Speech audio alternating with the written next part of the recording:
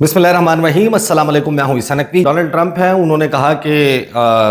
एक great leader जो है वो हम मेरे से मिलने के लिए आ रहे हैं, एक अजीम रहनुमा शहबाज शरीफ। बल्कि उन्होंने शहबाज शरीफ का पहले सिर्फ कहा कि वो मिलने के लिए आ रहे हैं, फिर उन्होंने कहा कि एक और ग्रेट फील्ड मार्शल, अजीम फील्ड मार्शल जो हैं वो भी मेरे से मिलने के लिए आ रहे हैं। फिर उन्होंने कहा कि इनफैक्ट ये दोनों जो है वो बड़े अजीम रहनुमा हैं,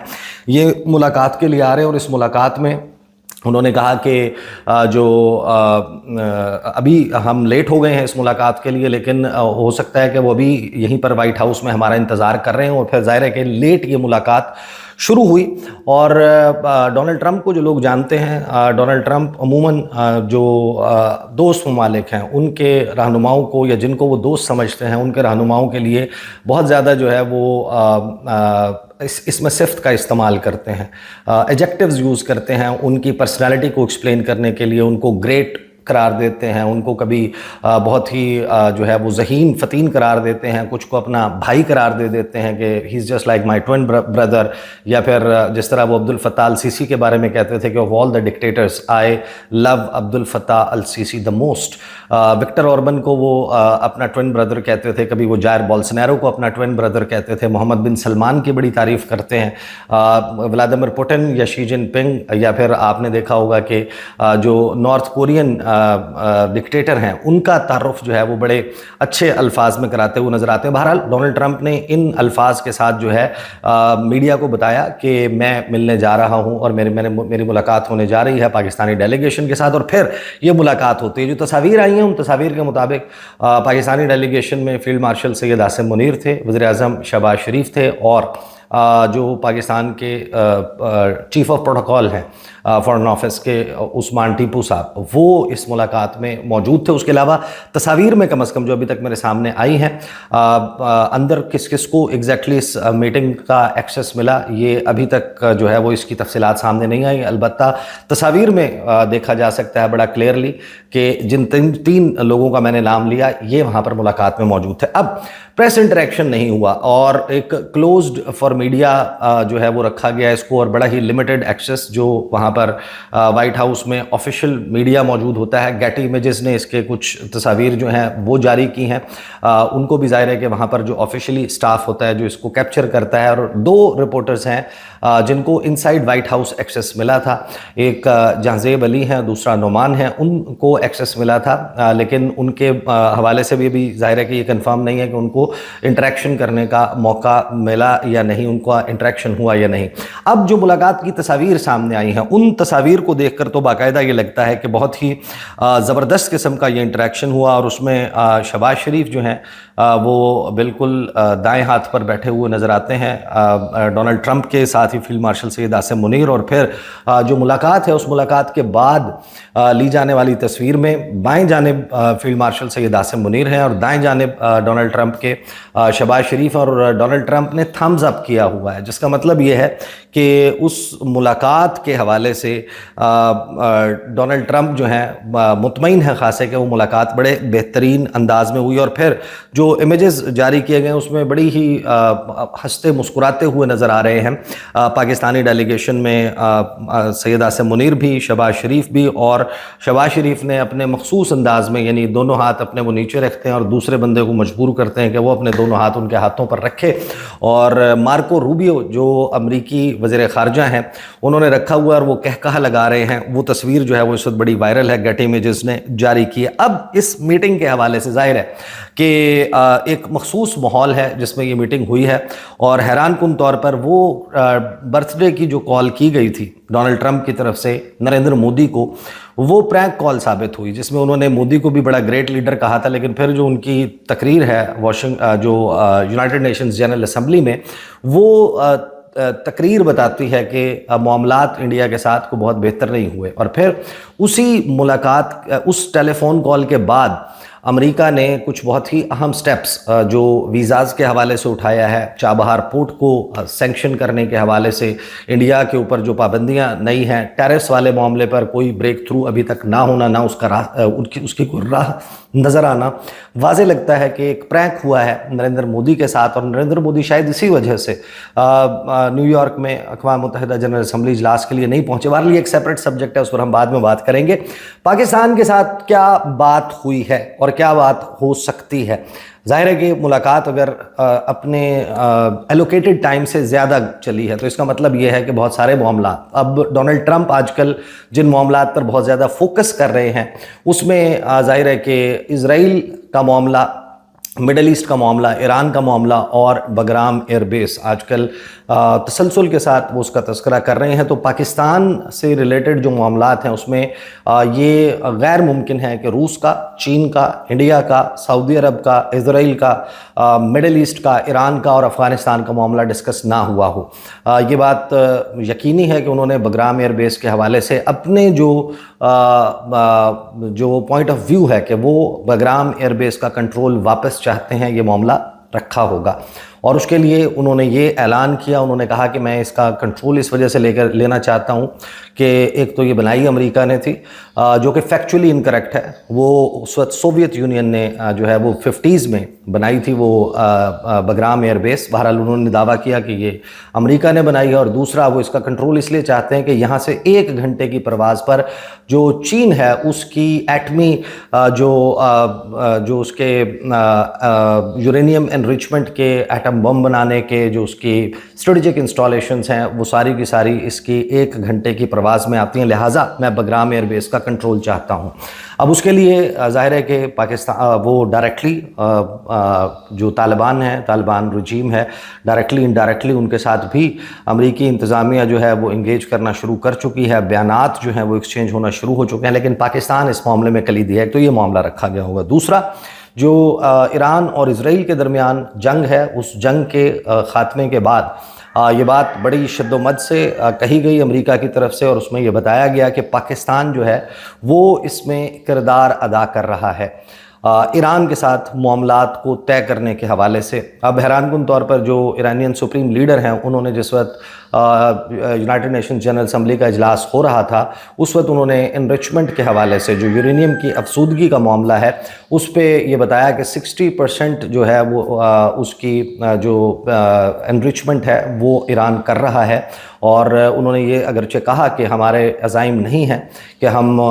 کو ایٹم بم بنانا چاہتے ہیں یا پھر ہم ایسے ہتھیار بنانا چاہتے ہیں جو بڑے پیمانے پر تباہی کرتے ہوں، لیکن ان کی گفتگو وہ ہے جو ورلڈ لیڈرز کو، خاص طور پر ویسٹرن ورلڈ کو، امریکہ کو یقیناً پسند نہیں آئی ہوگی، تو اس کے حوالے سے انہوں نے تذکرہ کیا تھا۔ تو ظاہر ہے کہ ایران کا معاملہ، ایران کے جوہری پروگرام کا معاملہ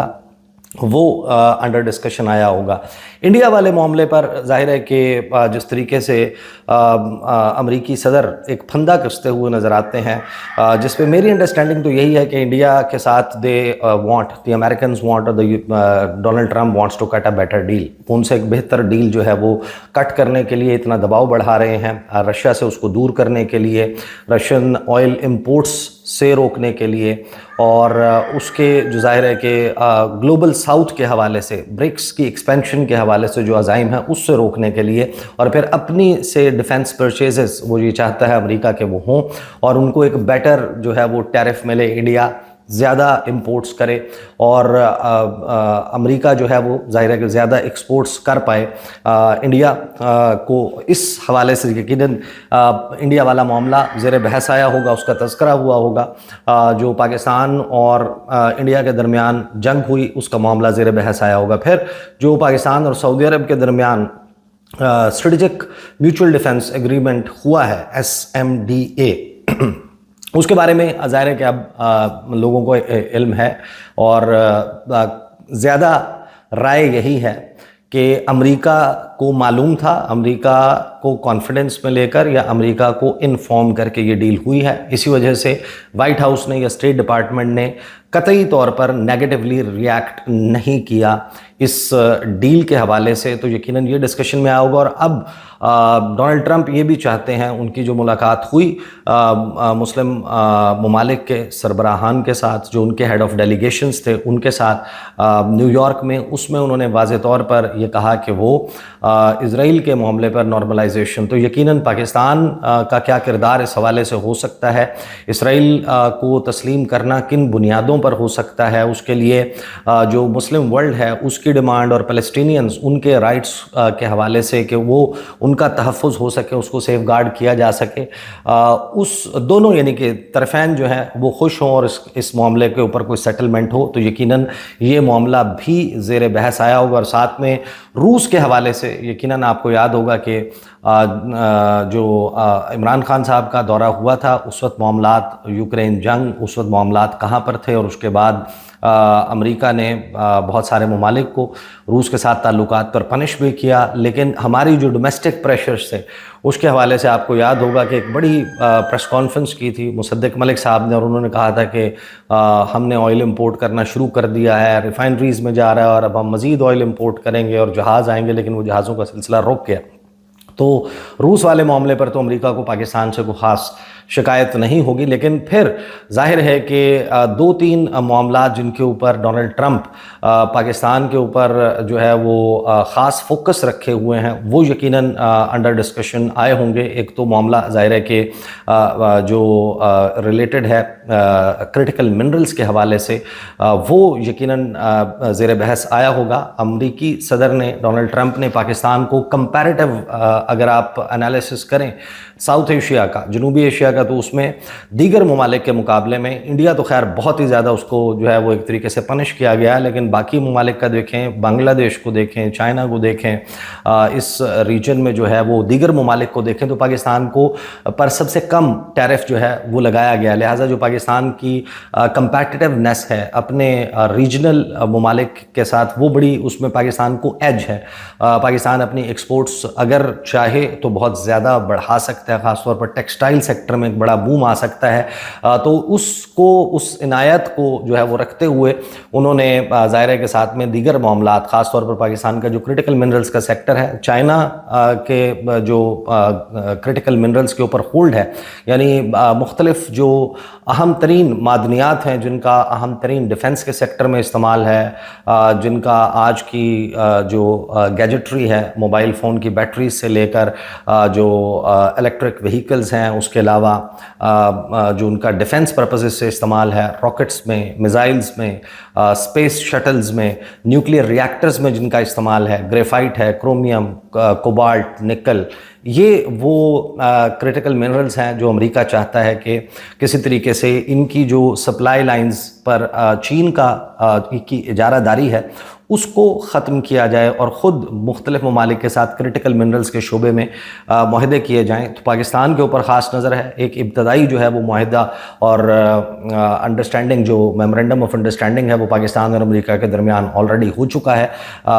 $500 मिलियन का क्रिटिकल मिनरल्स के हवाले से। फिर पाकिस्तान की जो एक्सक्लूसिव इकोनॉमिक जोन है उसमें ऑयल की, शेल की एक्सप्लोरेशन के हवाले से भी डोनाल्ड ट्रंप इंटरेस्टेड नज़र आते हैं। उस पर मैं सेपरेटली बड़ी बात कर चुका हूं कि एक ऐसा मुल्क जिसके खुद 162 बिलियन बैरल के, यानी दुनिया में सबसे ज़्यादा शेल रिजर्व्स हों नॉर्थ डकोटा में, टेक्सास में, पेंसिल्वेनिया में, तो वो क्यों कर पाकिस्तान में इंटरेस्टेड हो सकता है। और फिर उसके लिए क्या वो अनसेटल करेगा हमारे बहुत ही अच्छे दोस्त चीन को, तो वो यकीनन मामला भी ज़ेर बहस आया होगा। और फिर इसके फॉलोअप में, इस मीटिंग के फॉलोअप में अब ये हाईली लाइकली है कि बहुत जल्द, बहुत ज़्यादा शायद इंतज़ार ना करना पड़े, 10-15 दिन 20 दिन में देखेंगे आप अमरीकी वज़ीर ख़ारजा जो हैं वो भी पाकिस्तान का दौरा करें और अब तक जो मामला तय हुए हैं, जो ट्रेड डील के हवाले से हैं, जो क्रिटिकल मिनरल्स के हवाले से या फिर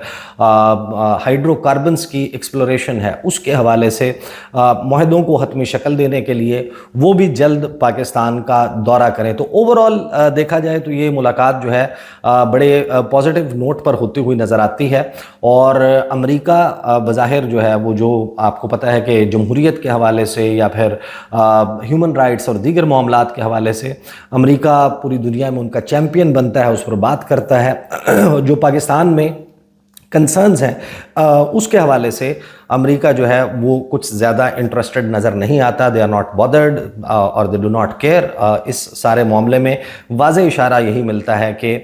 جو کرنٹ ایڈمنسٹریشن ہے امریکہ اس کے ساتھ نہ صرف یہ کہ کوآپریٹ کرنا چاہتا ہے بلکہ ان کی نظر میں وہ اپنے لیے ایک بہترین پارٹنر دیکھ رہا ہے ساؤتھ ایشین ریجن میں. اور یہ اب ظاہر ہے کہ بیلنس ابھی تک تو برقرار ہے، اور برقرار رکھنا کہ بیجنگ اور واشنگٹن ان کے درمیان اس وقت شاید پاکستان کے لیے بہت اہم ہے. ہم نے یقیناً یہ دعویٰ کیا، اب اگین ایک بہت ہی سیپریٹ اور بڑا سبجیکٹ جو ہے وہ کھل جائے گا. میں ماضی میں اس کے اوپر بہت ساری ویڈیوز کر چکا ہوں کہ کتنا مشکل ہے اس ٹائٹ روپ کو واک کرنا کہ واشنگٹن ڈی سی امریکی دارالحکومت امریکہ اور بیجنگ یعنی چین، ان دونوں ممالک کے درمیان ایک ایسی متوازن خارجہ پالیسی کو لے کر چلنا. ابھی تک لگتا نہیں ہے کہ کوئی باٹل نیک آیا ہے. چین کے ساتھ بھی معاملات بہترین انداز میں آگے بڑھ رہے ہیں، اور امریکہ جو اب تک پاکستان کے ساتھ صرف اور صرف ٹرانزیکشنل ریلیشن شپ رکھتا آیا ہے، ابھی بھی آپ اس کو اسٹریٹجک پارٹنرشپ نہیں کہہ سکتے. لیکن یہ over a period of time unfold ہوگا جب امریکہ اور انڈیا والا معاملہ وہ کسی منطقی انجام تک پہنچتا ہوا نظر آئے گا. پھر یقیناً جو ہے Pakistan will be the ultimate choice کہ امریکہ پاکستان کے ساتھ جو ہے وہ ایک پاکستان کو اس خطے میں ایک ریجنل اسٹریٹجک پارٹنر کے طور پر دیکھے. اور ساتھ میں جو مڈل ایسٹ کی سچویشن ہے، گلف ہے اور ایران ہے، ان معاملات کے حوالے سے یقیناً کچھ چیزیں وہ ڈسکس ہوئی ہوں گی، اور بہت ساری چیزیں ایسی ہیں جو پریس ریلیز میں سامنے آ جائیں گی. اور پھر بہت ساری ایسی چیزیں ہیں جو آپ کو ڈیولپمنٹس کی صورت میں، دوروں کی صورت میں، معاہدوں کی صورت میں، معاہدوں کے ایکسٹینڈ ہونے کی صورت میں ہوتے ہوئے نظر آئیں گی. تو ابتدائی ڈیٹیلز یہی ہیں. انشاءاللہ اگلی ویڈیو میں اگر مزید تفصیلات آتی ہیں آپ کے سامنے رکھوں گا. اب تک کے لیے اتنا ہی. اجازت دیجیے. اللہ حافظ.